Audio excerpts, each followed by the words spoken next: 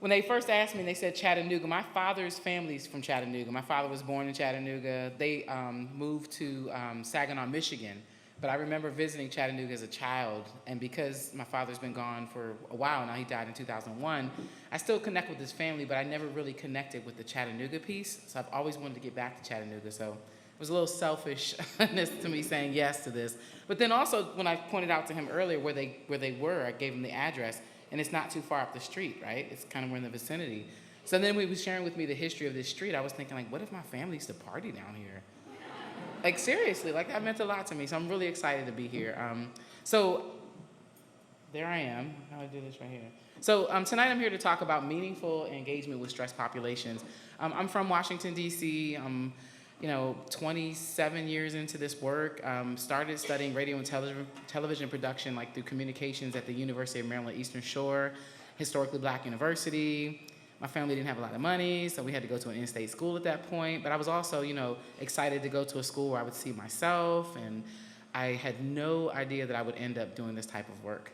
I was a glamour girl, not super glamorous, I thought I was, but my father used to take me camping, though, and maybe that had something to do with him growing up down here or just being in the Navy or whatever, but he used to take me camping and fishing, and so I did have a folder for the environment and nature, but it just wasn't for me.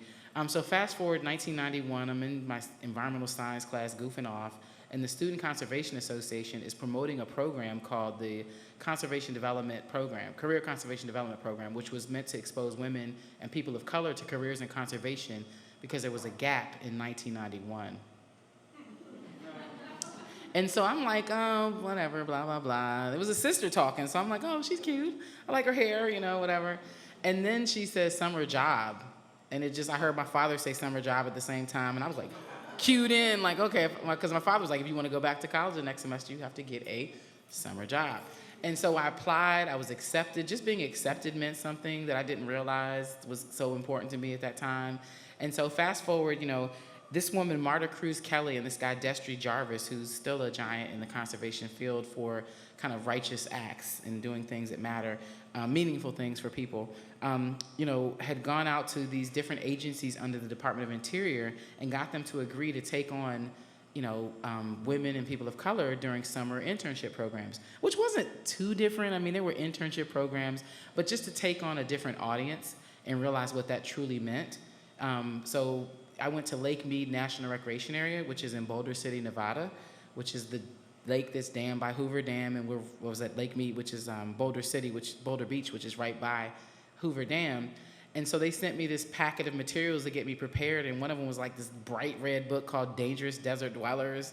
And I was like, maybe I don't want to go. Like, what's going on? I don't know if I like that. Because I had like severe arachnophobia. But I went, and I was kicking and screaming and hated it. And I got back, and I was just like, I realized how impactful that was to me and how bad I wanted to go back.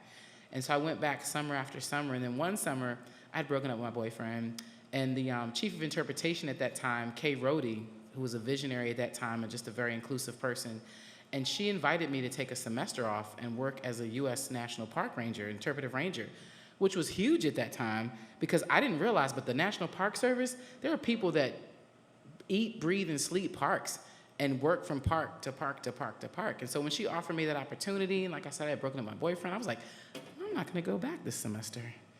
Make him wonder where I'm at. And little did I know, these were the things that kind of solidified for me what I, again, didn't know at that time, though, but was what I was kind of meant to do. And so fast forward, most of the times when I was put into these positions to work with the community, as an African-American woman, I was put in the African-American communities, and 9 times out of 10, these were low-income communities, and so I was that liaison that was able to, and granted, I didn't study the environment, so I had to learn about the trees and the grass to interpret it. But, I was the one that was put in the front line for this. And when I would look back and tell these people, like, well, these kids are hungry, I use this analogy of a little boy with a snotty nose, like literally. But also, if you think about, you have an audience of people you're trying to talk to, and imagine you had a snotty nose and I'm trying to teach you something, and I see snot going on. I'm going to be like, I need some tissue. But then you go to your organization and say, yeah, we need to buy some tissues. And they're like, well, we don't have that in our grant. That's not what we do. And you're like, but you want me to talk to these kids with snotty noses? And so I just realized early on that they weren't really about it, to be real with you. And so I was lucky enough because I hadn't had children and didn't really have very many responsibilities that I could break off and, say screw you and, work for myself, essentially. I was willing to work at Walmart, which wasn't around at that point in time, but I was at least willing to do something to make the money as long as I could do my passion work, because I couldn't sell that out, because I could not teach to a kid with snotty nose without pulling out some tissue, And so, again, that's kind of an analogy, literally and metaphorically, but it is kind of literal in the sense that, some of these organizations, because they don't come from low income, they have no idea what these kids are up against and how important something as small as a bag with a bar of soap and washcloths and toothbrushes could make all the difference, in a kid staying in a program because other kids are talking about them so bad because they have an odor, So it all comes together for me around, that word meaningful, so that it's not just about the trees and the grass, because as you look, the word environment does not always just mean trees and grass. So this quote I have, because this is really important to me and I like to always open with it. So fast forward in my career, I experienced a lot of racism. I'm not trying to give light to racism, but it really does exist. And if you don't know that by 2020, I'm not sure what to tell you. But I know early in my career, a lot of people would just be like, oh, no, they don't mean that, and it's not that. And I'm like, yeah, they do. And so I just developed this bitterness. I think I had angry wife, or battered wife syndrome, where I just was defensive about everything and was like, ah! And so I was sitting in this workshop in Denver around these women who had just mistreated me, and I'm like, there's some kids in the room, so I'm not gonna be totally honest about what I was thinking to myself and saying, but I read this quote, and I was like, the person who loves their dream of community will destroy community, but the person who loves those around them will create community. And I realized at that point I wasn't loving these ladies beside me, justifiably so, they were not very nice people. But I realized I could not do this work without them at the table as well. As much as I wanted to get away from their table and create my own table and just be me at the table and my friends at the table, and it had to be all of us. And so this quote really brought me back. And even to this day, it still grounds me in the fact that, we have to find that commonality. And we have to get past that hurt. And we have to, evolve into this place where we really do try to, build community by loving those around us. Because it's easy to say and it's harder to do, but when you do it, that's when the real work happens. And that's where I've experienced most of our success. I think that's what's allowed me to, have this longevity and be able to travel and share this message, because it's coming from a real place. Because I had to learn the hard way. Honestly, this woman, I'm not gonna call her name, but I used to tell myself, I was like, we have hair, we both have ovaries. I had to bring it down though, seriously, to the most common denominator, that we were still humans together despite her hate for me. And so, meaningful. I use the word meaningful intentionally. I mean, words are very powerful. I think sometimes we say a lot of words and don't really think about how impactful they can be to us. But, when you look at the word meaningful and you say meaningful engagement, your version of meaningful could be different from somebody else's word meaningful. There's a lot of grants in the D.C., Maryland area around this meaningful watershed bay experience, which, for them in that context means taking a kid out on a boat, out on the river or out on the bay. And while granted that could potentially be meaningful, but I used to always sit and think, if their parents aren't going with them, how is that meaningful? Or if it doesn't equate into something of some kind of follow-up, you spark this excitement in them, and then what? So is it really meaningful?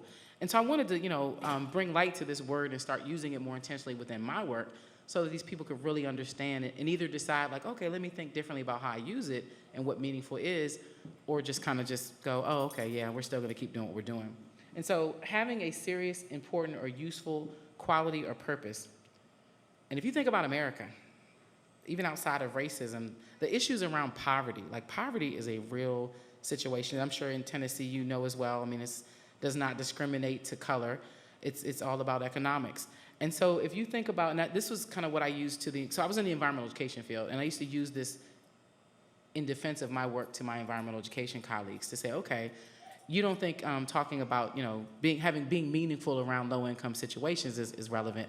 But if you think about it, if 16% of the general population is in poverty, these are all the races, and and kids make up 20%. Regardless of who you're talking to or what you're trying to do, there's a very good chance that the kids you're working with are either impacted by poverty, exposed to poverty, or something. So for you not to take this into consideration is just basically rude, And it doesn't mean, again, to judge these people, but when I would bring these issues to the forefront, it would always just come back to can they name 5 snakes? Can they describe a watershed? And it's like, whether they do or not, how does that help them maneuver their life at home? And I also get it, I used to get a lot of this too. It's like, we're not social workers, which again, granted you're not. But if you could be kind enough people to hold hands with people that do focus on that, you know, you could begin to start incorporating your networks to include these people. So then, you know, you may not be able to buy apples with your grant money, but the community area food bank could bring apples to at least show up and show the fact that these kids, something as small as an apple could impact how they engage with you an hour later because they have food in their system, you know. And so I also used to look at the word environment and challenge my environmental education colleagues on this. Because environment, again, all day long was trees and grass, birds and butterflies. Love them all. But when you think about environment, it's the living and non-living things. Back in the 80s, crack was just an overwhelming issue for Black communities. And so if you don't think crack is an environmental issue, I found myself, it was 1990-something, and I wanted to do, don't laugh at me, I wanted to do a workshop on crack in these communities so that the communities themselves understood how crack came into their neighborhood, so they had a better context for like what was going on, because crack was a big issue. And my colleagues obviously chewed me up and were like, that's not environmental education, that's not important. And granted, at that time, I couldn't really defend it like that, but I used to go back to the books and just look up environment, because I was like, am I even an environmental educator? I think I am, but maybe I'm not, if this doesn't count. And so there's a rack of environmental issues that have nothing to do with, you know, the social pieces. Like you've got noise pollution, water pollution, soil pollution, I mean, mining, all types of issues. But typically these don't include things like crime and justice issues, which I think, to me, in my world, still count, especially if you look at the original, you know, definition of environment, which is not just the trees and grass, but it's the non-living and living things. And so in doing that, again, I came back to this point of like, well, let me take a different angle to this so people can maybe understand what I'm saying. Because again, I'm still trying to connect with these women around me that I didn't want to connect with, but I was trying to make them kind of understand the importance of this work. So I came up with these three, this was a while ago, but these are these kind of three principles of meaningful engagement. Number one, intentionality. The face of being deliberate or purposive. Who are you doing this work for? Animals, the planet, nature, people, yourself, have-nots? There's no wrong answers, and I'm not standing in judgment of people who focus just on trees. Like, how many of you guys know, like, environmental scientists? There's some people that are just like, I'm not here for these people. I'm not here for these kids. I'm here for these trees and these bugs and these insects. And that's fine, too, because we need all of us at the table. But when you walk into this work, like, if you really are just about the trees, then that's okay. Be in that tree lane. And that's all right. But then don't wonder why you can't connect with people. It's okay. You like trees more than people. That's cool. Sometimes I do too. And so this is not up, but you notice there was thank you guys for participating in this wall survey. That was really kind of just an icebreaker for us to see who's in the room. And I'll refer to a couple of them a little more down in my presentation. But this was something that was shared with me back a while ago that kind of helped me give perspective around who's actually at the table. Because all of us need to be at the table. There's no right or wrong, no better than, less than. But like you've got this spectrum of, you know, nature and people, and then have and have-nots. You know, I need partnerships with the haves. I do, because they bring something to the table. But you also have to have the have-nots, because sometimes those are the people that are informing you of what the needs are, what's going on the ground. So I found this to be very useful and kind of helpful when you kind of think about the intentionality, like, why are you doing this? And to be honest with you, this is why I'm doing it. You know, for so long, I tried to put my work in the context of, like, watershed health and the planet. But I was like, you know what? The planet has been here way longer than us, right? And it's going to be here way past us. And if we don't learn how to work together as people, the planet's going to be like, thank God you're gone. You know, maybe we can get back to what we were trying to do before you guys got here. Talk about gentrification. But I realized this was what was important to me, and I was unapologetic about it. Like, families matter. And I tried to avoid parent engagement. When I was an environmental educator and just worked with kids, I did not want to deal with parents, because they were the ones that, you know, you have this great, you know, after-school program all week, and you kind of got this kid to stop using the F word. And then it's over the weekend, they come back, and it's just like F plus something else. And you're like, and it's the parents, you know, and God bless the parents. They're just kind of products of their environment as well. And that was another piece I wanted to mention, too, with environment. Like, if I were to say, like, Eric is a advocate of his environment, you get this idea of, like, oh, yeah, Eric, you go. But if I was like, Eric's a product of his environment, you'd kind of be like, how can I help? So I realized to me, this was what mattered to me, and I'm still an environmental educator, and I can still speak on environmental issues around what matters to families. So they're a part of this narrative as well, and sometimes they're not included, but they're our power players. Because if you work with kids, I challenge you to try to do anything without the engagement of these parents. You send them home and want them to recycle. If there's a parent at home going, hey, throw that in the trash, I ain't doing that. They're the power players, so we need relationships with them. So I got over that, and now that's my focus is family engagement. And so the second principle would be connectivity, the quality, state, or capability of being connected via relationships. Who do you know? How comfortable are you with people different than you? And I don't just mean black and white. Do you have the capacity to sustain these relationships? So I meet you one time, and we have a great time, and I got what I need from you, and I roll out. Is that really a relationship? No. And so I put this up here. This should look familiar to you. I share this because it's important to think about who you know, and it's not bad that you don't know certain people. Being honest about who you want to know, and maybe why you don't know them, and or maybe who you didn't think you maybe need to know. Like law enforcement. Not a lot of people want to be friends with law enforcement. But when you think about law enforcement, they could be very valuable in that they sometimes have resources.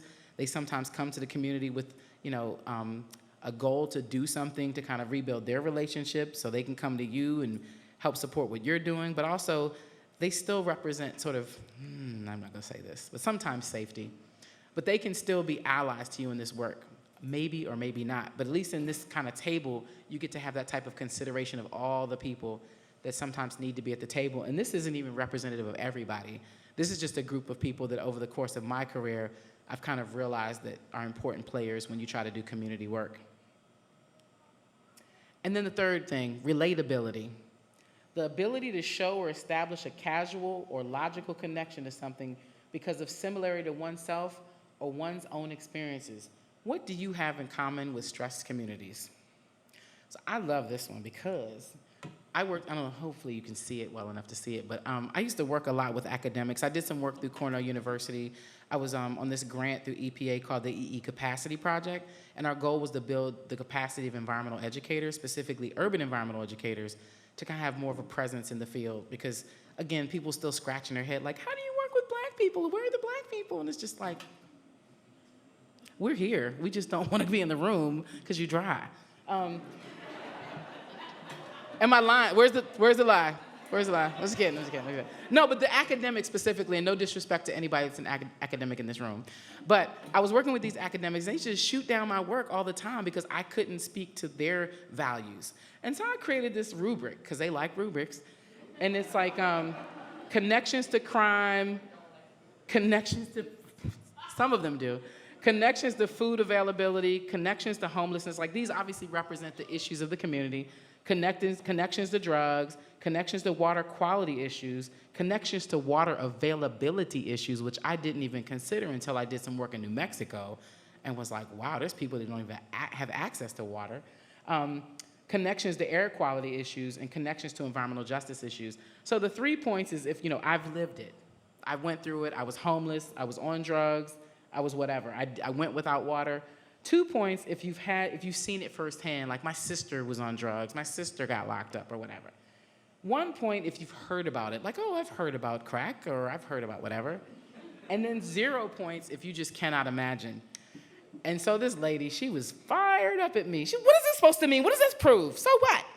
And I'm like, what I'm trying to tell you is there are people from the community that will score super high on this and are experts in this field and need to be at this table. The same way I'm trying to make a space for you to be in the table, you have to do the same thing for these people, but you have to value the fact that these issues are relevant when you're trying to work, if nowhere else, specifically in low-income urban areas. And so a lot of times people try to skate around that and, again, try to keep it to the trees and the birds and the grass, which, again, super important. But you've got these real-life issues, like super real-life issues that you cannot pretend don't exist. And so this is about relativity. It doesn't mean you have to have been homeless to do this work. It just means that you have to be a human being that has the empathy to be able to feel something when you read this and go, you know what, I've been thinking about this, different way. I need to think about it another way. I need to value the fact that this woman has been homeless and realize that she brings something to the table as well. So this was just something I created and got some pleasure out of when I saw people score low. People who judge me, just the people that judge me, just the people that judge me. And so trauma. We've gone through the 3 principles, but trauma is another word I think that's out there. This is buzzword now. How many of you guys have heard of trauma-informed work? How many of you guys would self-identify as, having experienced trauma in your life? Trump is our president. You've experienced trauma, believe me. A deeply distressing or disturbing experience. No? An emotional shock following a stressful event or physical injury, which may be associated with physical shock and sometimes leads to long-term neurosis. Hello. It's the election year. He might win again. Oh my God, No, he won't. But trauma, it's a word that a lot of people use, and it's a buzzword now, but I've been talking about trauma since day one. I believe that undiagnosed childhood trauma is one of our biggest issues in America, because these people that you see doing this hurtful stuff, more than likely they were traumatized as children. Something happened in their childhood. That time in our lives where our brain is developing. We come out the womb, and the ideal situation is that you have a supportive environment around you. You have a village, and that doesn't happen for everybody. And so some of these kids are susceptible to these things and experience traumas very early on that go undiagnosed and unmet, and so they evolve into these adults with these mental health issues that go on to do these horrific things, all races and all economic backgrounds. But so when we don't talk about trauma, we miss an opportunity to kind of really factor in a really important consideration in this work when we try to be meaningful. And so there's something called the ACE study. And if you Google it, you'll find it, but it's like you answer these 10 questions, and if you've ever experienced any of these types of abuses, it counts as a point. And I think I scored like a 9 out of 10. But the beauty of this is just because you've experienced it doesn't mean that's who you are or who you have to be. It just gives you some insight, because sometimes we pack these things away and try not to deal with them or think about them, but they live with us. And they show up in how we show up in our workspace. Some of these jerks that I've had to work with over the course of my career, I can see through their stories. They were abused children. They just finally got some power and don't know how to act. And I'm sure a lot of us interact with them on a day-to-day basis. So trauma is real, and it shows up not just in black communities. It shows up everywhere. I was at this event, and I hate to go back to race. I'm going to say this guy from European ancestry. He's like, oh, I love when you talk about trauma. I wish I've never experienced trauma, so blah, blah, blah. I've known this guy for at least 10 years, and he has a son that's autistic. And I remember when they got the first diagnosis, and they had to go through all these changes to kind of retrofit the house and create all these opportunities and find programs for him. That was a form of trauma for you, Doug. Let me say his name. That was a form of trauma for you. And when I said it like that, he thinks that, oh, well, no, I've never experienced trauma. Boo, trauma is not just for black people. And so for me, what does this look like in my work? So at one point, I broke free of the environmental education field. I had this battered wife syndrome, like I said, and I just was like, you know what, okay, maybe I'm not an environmental educator, because I just kept getting these women that were like, well, you're not an environmental educator because you didn't do this, and you didn't get certified in that. And I don't have a master's, and I didn't study environmental science. And so I was just like, you're not an environmental educator. So I was like, okay, well, maybe I'm not, all right? So I went and started working with these social service organizations.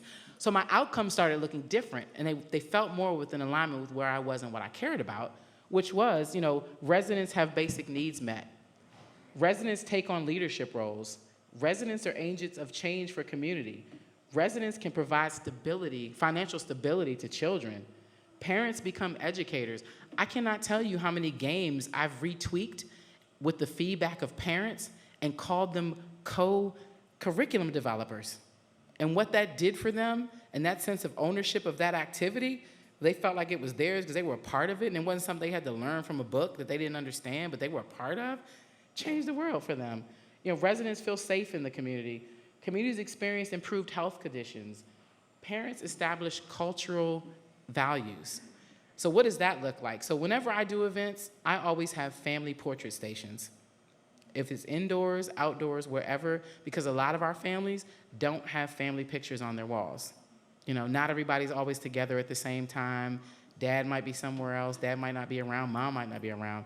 So having these type of mementos that are meaningful to people in the course of an environmental event has made all the difference and helps me kind of not check off this box like it's solved or, like this is the end-all solution, but it's just a consideration of the people you're trying to work with. And again, how you can make these experiences more meaningful.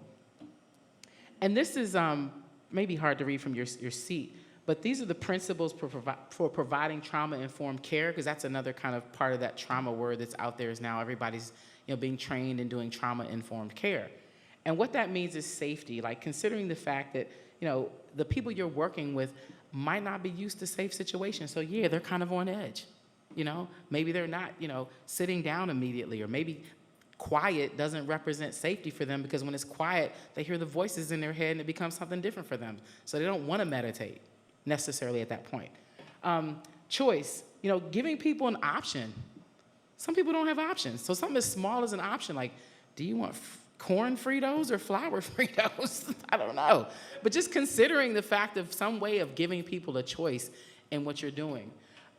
Collaboration, which is obviously, moving from a power over to power with paradigm. And then this is a much deeper thing. You can Google this, but I just want to kind of highlight it. Empowerment, trustworthiness, and predictability. That was the one that got me. Trauma is often unpredictable and leaves the trauma survivor in an agony of suspense waiting for the next bad thing to happen. We can avoid this by creating predictable environments and schedules, as well as helping the survivor anticipate transitions.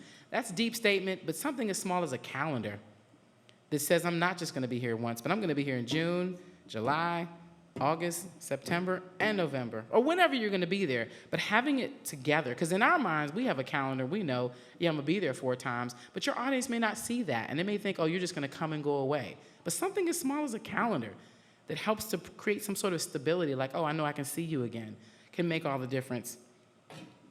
And so what this looks like now for me, I'm currently contracted by the National Park Foundation to help build a friends group for Anacostia Park. Is everybody kind of familiar with the friends group model? Yep, a group of people that typically rally around something. In the case of this, there's a huge parks friends group community, but people who rally around land, and sometimes, most times, have the resources or the time to fundraise or the time to volunteer and to do things in the park, which typically don't always include stressed communities. It's usually people that have, middle income, high income people that have that abilities to do that. And so in the case of this, the Friends Group for Anacostia Park, there's some very stressed communities bordering Anacostia Park. And Anacostia Park is a federal park. So how do I look going to a public housing or just stressed communities going, hey, let's raise money for federal land? I would look like a fool, And especially the people that are trying to find money for food, or people that are trying to find housing, or people that are trying, find employment. And so they brought me in specifically because of my lens, because they realized like this cannot be a traditional friends group, and that's not what it's becoming right now. I've been on board with them for the past 2 years. I grew up in DC. I played in Anacostia Park. Like I value that park space. It involves. Well, let me go through this real quick so you can kind of get an idea for yourself. Well, so if you're familiar with DC, how many of you guys been to DC? All right, come on, visit us. There's 2 major rivers, the Potomac River, which gets all this play, this great river, it's 300 miles long or whatever, and then there's the Anacostia River, which is like 8.5 miles long, and typically gets the short end of the stick. Like it's dirty, it's nasty, those communities over there, blah, blah, blah. But what they don't know is the first ships that brought over that granite to build these museums and monuments that people love to go visit came up on the Anacostia River. And because it was such a, it wasn't super shallow then, but it was a smaller river, but the river experienced sedimentation as a result of these ocean-going vessels that were kind of pushing water up and against the thing. Not to mention John Smith, he come up from messing around with Pocahontas. The king is like, John, tell me what you see up there. We're trying to build out, what's up? And he goes up here and he sees the Anacostia and he's like, it's teeming over with fish, and you can just he said this, like you could take a frying pan and just put it over the edge of the boat and catch fish, and it's amazing. Yet it's so amazing that within 60 or 70 years, you guys come back over, completely get rid of the Nacotchtank Indians, who the Anacostia is named after, and cut down all these trees and create these issues around sedimentation, so much so that this river becomes this tributary, well, it's already a tributary, but this river that used to be, super deep, maybe 100 feet, now it's like, 3 feet. And then the Navy, and there were gun arsenals and all this kind of stuff that happened along the river. Anyway, I get passionate about Anacostia River. But this river, this park right here, this river is highly utilized by people still for recreational value, like rowers and kayakers. But again, unfortunately, that doesn't always include the people that live right around the park. And so that's kind of part of my job, is like, how can they see value in this park and contribute to this park in ways that help sustain the park's, addressing its infrastructure needs and other needs, which I'll get to later on. But it's 6 miles of gorgeous waterfront, 1,200 acres of parkland, which is bigger than Central Park. And it's the only national park that grows lotuses and water lilies. The Kenilworth Aquatic Gardens is where I've done most of my work. Amazing. Has anybody been to the Kenilworth Aquatic Gardens? Am I lying when I say how amazing that spot is? Increíble. Also, the only waterfront with a skating pavilion in a national park. And if you think that I'm not programming this base, you'll see that as well. But there's disparities in terms of DC and where we are. So again, you see the river, you kind of get the same picture. The majority of the highest rates of obesity, the lowest median income, the highest percentage of people living in poverty, all right on the other side of that river, east of the river, right on that side, that community that I'm focused on, that I'm working with to engage in this friends group, which are primarily African Americans. And so, my job is now to build this cohort. And so one of the first things I did, I acknowledge these environmental partners that have been in the game and are doing some great work with us, but I also started including people like the Office of Victim Services and Justice Grants, the National Reentry Network, Martha's Table, which works with helping women with young children and children in general get resources. So many social service groups that are focused on the area, obviously as a result of those type of statistics, but helping them to see the river in their continuum of care. And so a continuum of care is where you've got these social service groups that kind of outline these spaces, and not physical spaces, but things necessary to help with the development of people's skill sets and mental health and so forth. And a lot of them, look at the park as like, oh, that's a great place to have a cookout, but they hadn't really considered how they can use that.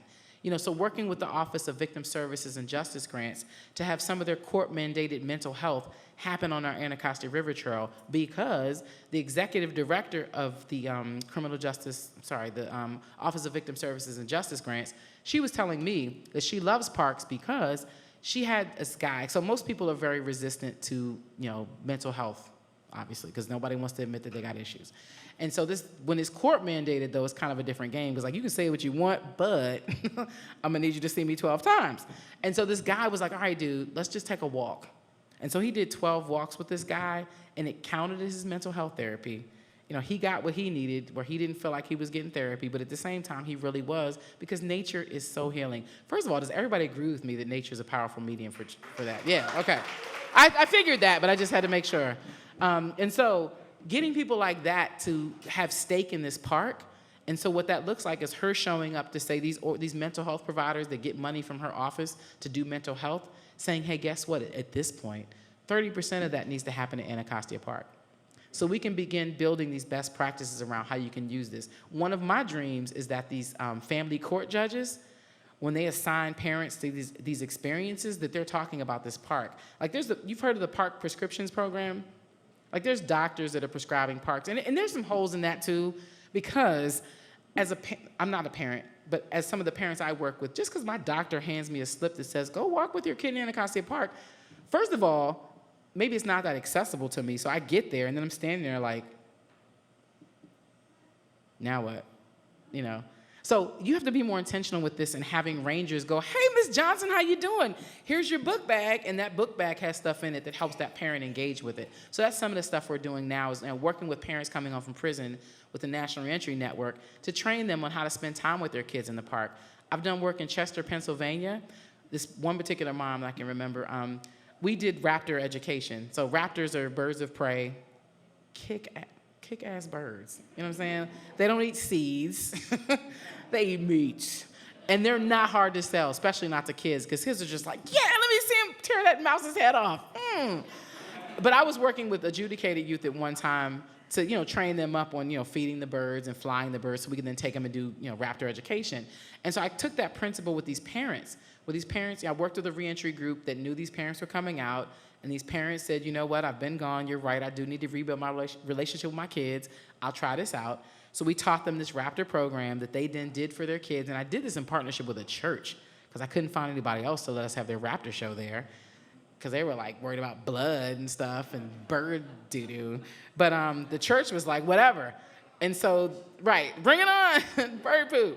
But they did these shows for their kids, and their kids were like,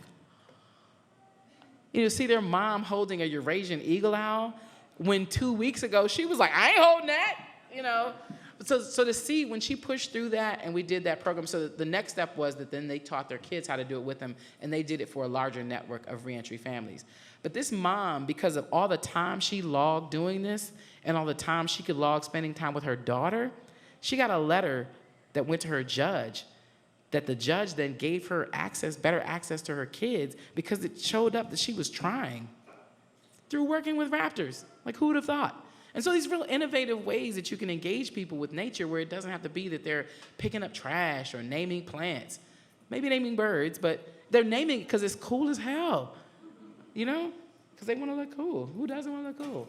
And so, these are the immediate concerns. Now, tell me if this sounds familiar to your community. Crime and violence. Is that here? Oh, okay. Youth engagement, like lack of youth engagement. Is that happening here too? Workforce readiness. Do you have people here that are unemployed and need jobs? Yeah. Trauma interventions, mental health services, education. This stuff is not specific to one particular region. This is happening everywhere. And so this is why I want to also try to make this to where we can have best practices that I can share. A year from now, I can come here with a model that goes, this is how you do it. Y'all know what I'm talking about. And so we looked at some of the partner interests. So we talked to them about the park, and so how could this work out for you? So, our reentry partner is like, you know what? We can do restorative justice in your park, restorative justice circles in your park. A lot of times these restorative justice circles are happening in cafeterias and multi-purpose rooms and not outdoors.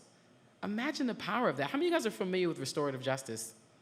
It's kind of this thinking where the person that did the harm to the people, trained professionals, plan an experience where they communicate with the people that they hurt or the families of the people they hurt, what they did, and not necessarily trying to clear their conscience, but that does happen, but just to right a wrong the best way you can at this point in time. And so those are some really heavy conversations, but they have proven to be very valuable in helping people heal on both sides. And so hosting restorative justice circles in the park is nothing more than making sure they have a permit to be there and do it.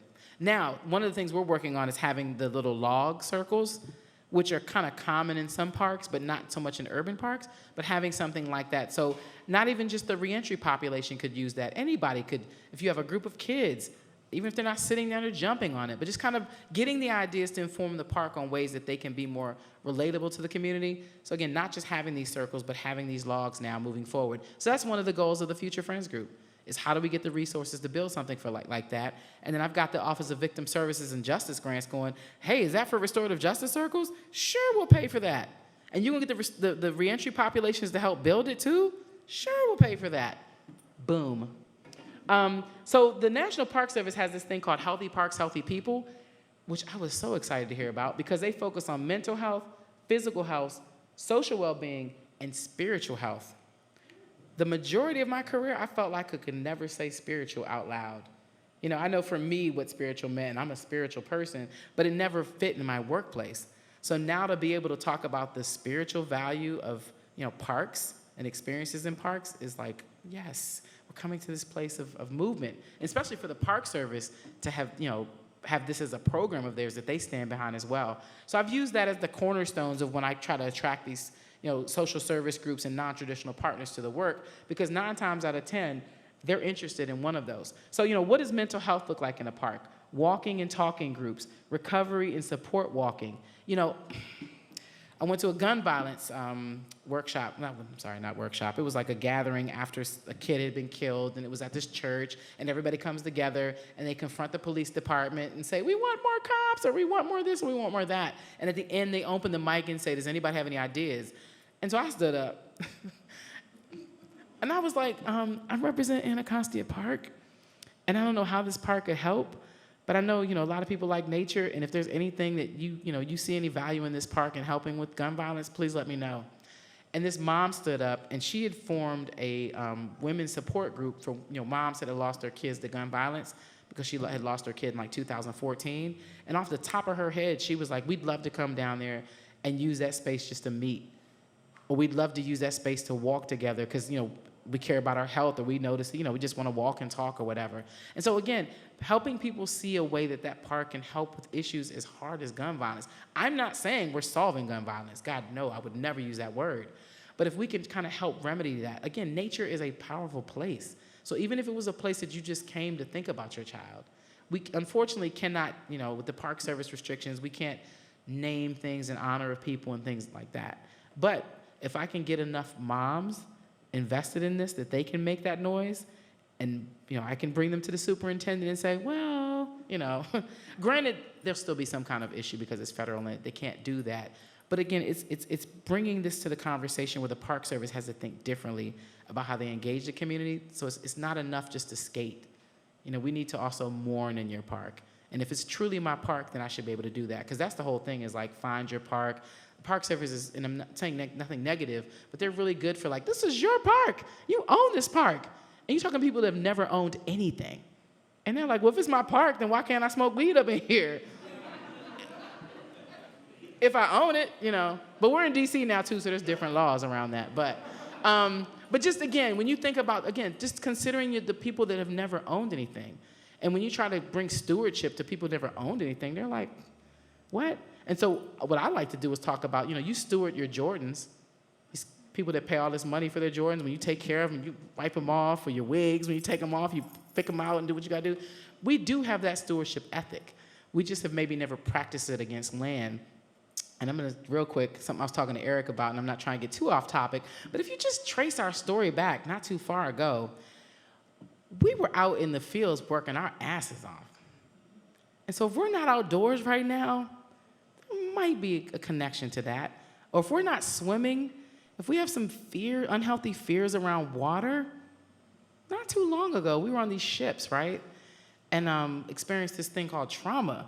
And so I'm not saying that's directly why Black people don't swim and Black people don't do this, or even with like Latinos. Like, Latino, are you kidding me? We were the originators of making maps by reading the stars. Shout out Harriet Tubman. She used to use owl calls to communicate to people. She didn't learn that at a nature center. That was inherent in her. So it's not like you got to bring us back to nature. We have to just unpeel this trauma to re-reveal who we already are. So it's not like we can't be stewards of the environment. You just have to consider what's that land and what's our connection to that land. And if we haven't owned anything in the last 3 generations of our lives, pardon us if we don't see the value in thinking that the Park Service is ours. However, when we have these type of experiences, it begins to recreate that narrative to where maybe you can feel ownership or a sense of stewardship that you can actively practice. And so this is a surrounding survey. How many of you guys are coming to the workshop tomorrow? Dang, okay, that's cool. We're gonna do this activity around like the surrounding survey. So I like to break down the environment through these 4 cross sections. It's social issues, social assets, physical issues, and physical assets. Can you agree with that? For the most part? Can the church say amen? All right. So some of the issues, and I've gone around to multiple cities, same issues: unemployment, safety, quality access to education, inequality, access to food, blah, blah, blah. Some of the physical issues: flooding. Is that happening here? Trash, litter, abandoned buildings, gentrification, and stormwater management. Some of the social assets and social issues. Now, something I noticed too when I did these workshops, when I had these grandparents and all these other people in the room that were these community folks that had this community expertise, they didn't think of themselves as assets. And so when we were trying to do assets, it was like, I'm like, Ma, you an asset, girl. Teenager, you're an asset. So writing them down, like community leaders, schools, recreation centers. Like we typically, and I try not to do this deficit-based approach, especially when you're working with communities that are just so bombarded with deficits, but there are a lot of assets as well. And so I love this part of it so that people can kind of see like, oh, there is a bright side. We do have assets in our communities. And then there's the physical assets, the gardens, the parks, recycling, wetlands. And this is stuff I captured from people. And so this is something I did more locally with a group of people around Anacostia Park, the same kind of cross-section of like, what are the community issues? What are the community powers? What are some of the challenges of Anacostia Park? And what are some of the powers of the park? And with that, and what we're gonna do tomorrow is this dice game that you're gonna miss because you're not gonna be there. But we do this dice game where you roll, like you have, because there's 6 sides to a die, and you have these 6 community challenges, and then we roll it up against the park powers. So we might roll, 1 dice and it come up with crime, and then we roll the environmental assets, the physical asset side, and you get playgrounds. And you go, wow, how can crimes help with playgrounds? Or how can playgrounds help with crime? And you go, And not everything is an immediate connection, but it's just that innovative thinking about outside the box on how can these things support each other, because they're all happening in our environment. We've got the good, we've got the bad. And so with this friends group, I'm looking at a model that doesn't just necessarily look at that traditional, how much money can you give me model. I'm working with 82-year-old grandmothers that are dealing with depression because their families don't spend time with them and they love being around kids or just having anybody's attention. And I also know that the Park Service has challenges around the park being understaffed. And so that great skating pavilion you saw, sometimes they don't have people there to give out skates, and so it's not open. And that makes all the difference, because you get people coming down there ready to skate, like, what's going on? And the park is like, sorry. Well, imagine if we had a fleet of grandmothers that were giving out skates and or reading stories on the playground or just engaging, especially if these are grandmothers that look like the children, because a lot of times the rangers don't, and that's not a judgment on the Park Service. That's just a reality that could still, again, make all the difference and make that experience in that park meaningful. Not that I'm trying to be racist and say that they can't have meaningful experiences with people that don't look like them, but you still got their grandmothers are twerking now. I need more grandmas that still represent that old school grandma model of, boy, sit down. Not a grandmother that's smoking a cigarette on her cell phone. So, I'm sorry I went personal there, but it's what I care about, But how can we match these people up with the issues we have? Like some of our infrastructure, the needs we have around infrastructure will definitely require funding. But guess what? There are a lot of wealthy people in DC, and I know a lot of people with money that would donate to help with the bathrooms, but I also know some people that have social capital. So Anacostia Park has kind of a bad rap to the community a little bit because they look at these bathrooms. Have you guys ever heard of Rock Creek Park?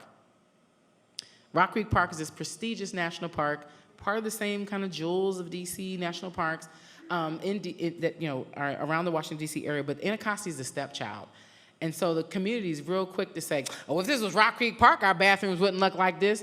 They're probably right. But what they don't realize is the Park Service isn't giving the resources to Anacostia Park to do what they need to do. So having people that we can explain that story to, that feel like this park is theirs, that can explain to their friends better than I could that it's not about the Park Services. It's really blah, blah, blah, or whatever. Some of the challenges, like legitimate challenges that park suffers that I can't always convey the best, that somebody else in the community can. So social capital is of value to me.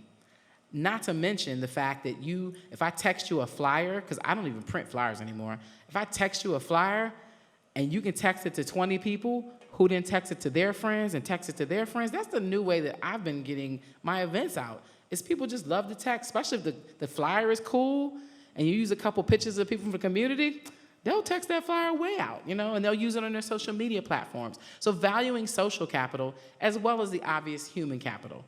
I can't write you a $1,200 check, but I'm trying to lose 15 pounds. So I'm gonna come to your park 6 times and work for 3 hours and burn 3,000 calories and help you pull out some of these non-native invasives. So again, framing it to people in ways where I may not already look at like being up at 8 o'clock on a Saturday morning pulling out weeds as something beneficial. But if you tell me about the calorie burning aspect, or you partner me with people I like and I can talk to while I do it, or it's a cute guy sorry. Damn it, I keep going personal, y'all. But that's what it comes down to, relativity, right? Like, what do you like? What attracts you to something? What makes you show up for things? And this park is not a hard sell. It's just being intentional about how you match it up and frame it to different people, and how you value those people enough to take the time to frame it and not just make a flyer that reads for college-educated people about the benefits of whatever because you try and get a check. I mean, that's important too, but you also got people that have some really valuable time and energy that could help the park just as much. Because what's to have a nice bathroom if people aren't there to use it? And so, oh, I forgot all about the video. The park infrastructure side, the programming, and the community service, I mean, I could go on and on and on, but we are actually in the process now of forming our first 3 board members and then forming our 501c3 and establishing this friends group that, again, through City Parks Alliance, who's actually going to help us document some of our case study, that we can share this with other models, so of these other parks, and it doesn't have to just be a national park, but how can these parks meaningfully engage stakeholders that maybe traditionally have not been valued as stakeholders in helping in not just the development, but the maintaining and the use of these parks. Because one more piece before we go to this video, if I can use this right. Down here is, considering the needs, but use the park. So I'm working with this graphic designer because I'm trying to make this infographic. So when I go try to, talk about this park for people that maybe that don't read, that they can still look at something and get it. But he was saying how in his experience of parks, he's never thought of parks as being used. Like he's thinking about Yosemite, like you visit a park, you experience a park, but you don't use a park. And so Anacostia is really unique in that we are going to prove this model how you use the hell out of these parks. You know what I'm saying? Because that's what they're there for, right? They were preserved for that purpose. I mean, other purposes too, but more specifically now, like how is this relatable to me now? How is this going to help me unpack my trauma around this president? Or I try to fathom, like, what is going on in America right now? But having places where I can come and interact with people that, deal with me as a human and aren't always trying to shove down facts down my throat, but allow me to be, and don't try to quantify my value because I'm kayaking versus if I'm grilling a hot dog. Like that all of that matters. And so I'm going to show a video for you now because one of the first things I did was getting the National Park Foundation to give me the resources to host something called a Meaningful Engagement Series. And part of this was, one, me taking these partners that claim they don't have relationships with these communities saying, hey, I'm going to have 6 events. And if you show up 6 times and don't have a relationship after that, it's on you. But in addition to that, let me help you build your table game up so that you're not just coming to these events with some brochures. And so one of the first groups to show up for this was the National Reentry Network. And we took their table game, which is basically talking about, services for people reentering. And they started doing this activity where you make nature greeting cards because they're talking, the National Reentry Network, talking about the power of nature and how, transformative experiences are outdoors. But even for people that are incarcerated, making a card with a picture of a sunset or a picture of a flower or a picture of a fox or whatever you decide to put on it, like how even being incarcerated, having that visual image of nature can still make a positive impact. So they had a station where you made nature greeting cards for people who are incarcerated. You can keep them for yourself if you wanted to, but you could also donate it. And then because they were the National Reentry Network, obviously they could get them to people who were incarcerated. And people ate that up and loved it. And so now they do that as a part of their regular table game when they go anywhere. So they don't just have to be in the park, but they're promoting nature as a powerful medium to people who are, just people in general, but specifically for people incarcerated. So that was one side of this work. But the other side of this work was engaging, having something for people to come and do that was, thoughtful. So our stations, GoGo is a big, how many of you guys know about GoGo? Hey. GoGo is, the mayor just recently called it the music of DC or whatever that means. But GoGo is a really important form of music in DC that hasn't always been respected. And so we featured a GoGo band and the history of GoGo at our first night. So we had themes. And we had this humanitarian van, the DC Humanities van, which will record people's oral histories about GoGo. And we had grandmothers, moms with their kids that were talking about oh, I used to whip her ass when she got home from the GoGo because she knew she shouldn't stay out that late.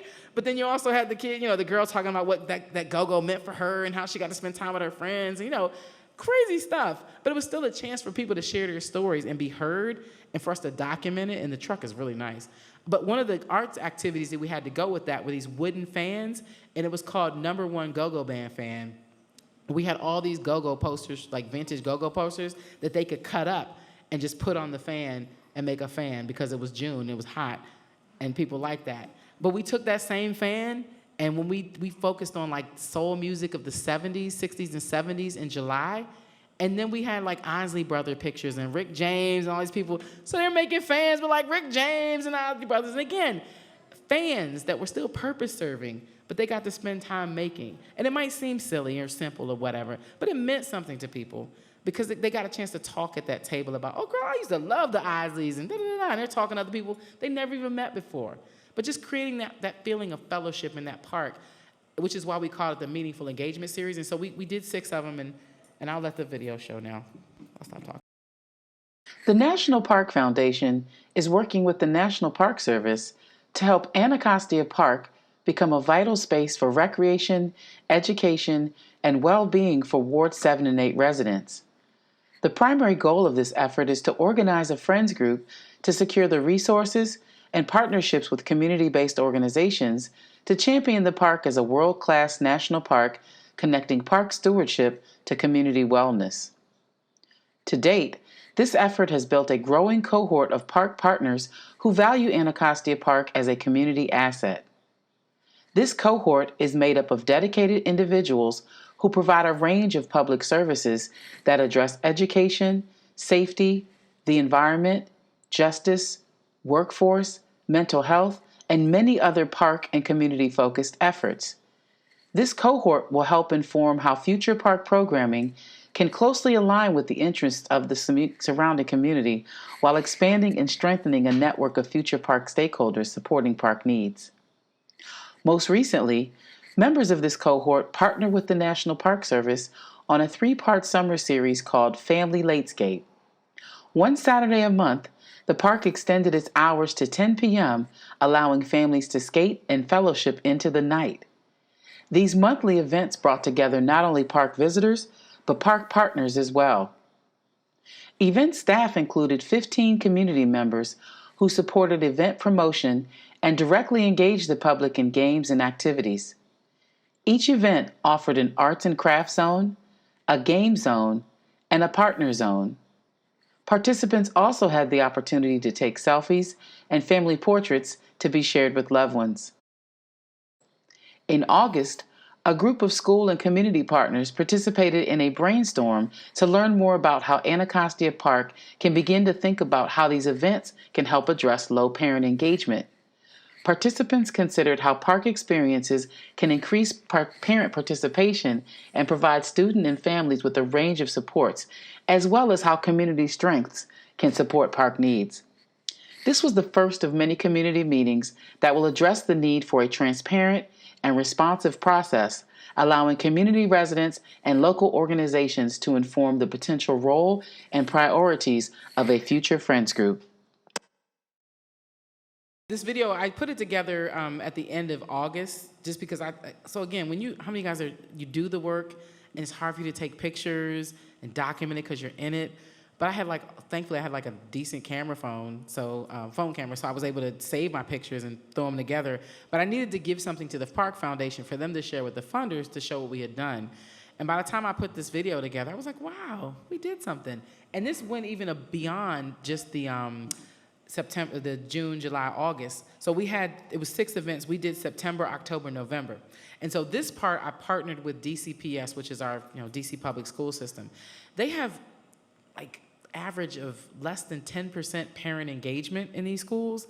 And so the effort of this was to figure out how can we use these 3 events as a way for the schools to promote it to their parents and have the parents come out and they spend time with their parents playing Uno, basketball, grilling, anything but talking about their kid and behavior. So that down the line in the school year, when you did have to engage with these parents, you already had a relationship. And it wasn't about your kids. And so fast forward, because it was September, October, November, I remember our November event specifically, it was 43 degrees.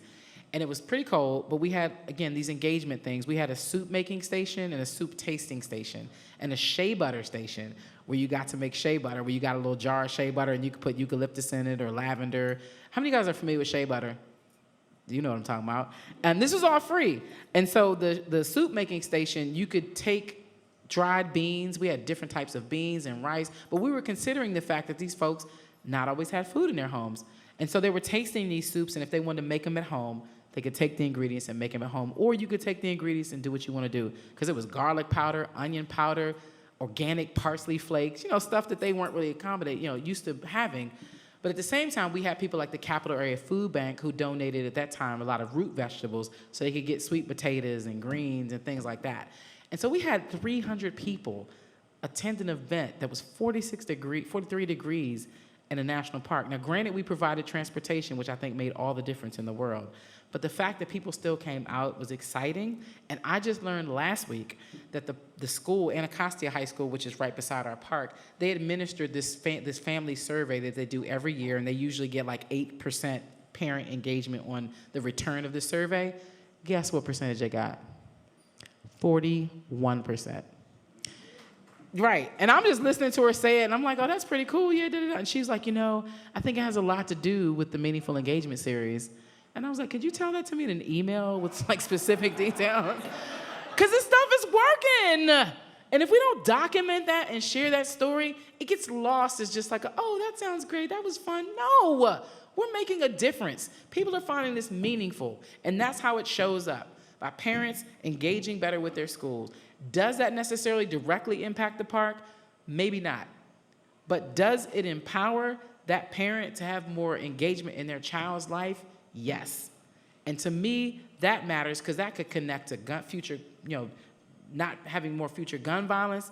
Who knows what that could equate to? Better mental health? I don't know. But remember that picture I showed you, families? Like, that's my prize. That eye on the prize, that's my prize. It's healthier families, specifically African-American families. And I'm not going to say I'm sorry, because that's all I know, and that's what I came from, and that's where I see the issue as, is if we don't heal these families, we can spend all day long on these planets, we can build the best, coolest parks in the world, but if these families are still broken, what are we doing, right? And we need to invite them in so they can become voters, well-informed people, that we can begin to flip this country over, because what's going on right now is not working for me. I don't know about you. America is not great. When was it great? I'm sorry. All right. Good night, everybody. You're right there. Oh, this is my contact information. And if you're on Facebook, I host a group called the Urban EE Collective. There's a little bit over 3,000 people now from all across the United States and other countries as well that just value conversations around, the urban environment. So people share things about, physical environment things, people share things about justice, people share job announcements, and or if you just want to, juice your network and meet people outside of Tennessee, please feel free to join this group or contact me. And I hope to see those of you that are coming tomorrow, and those of you that aren't, oh well. Good night.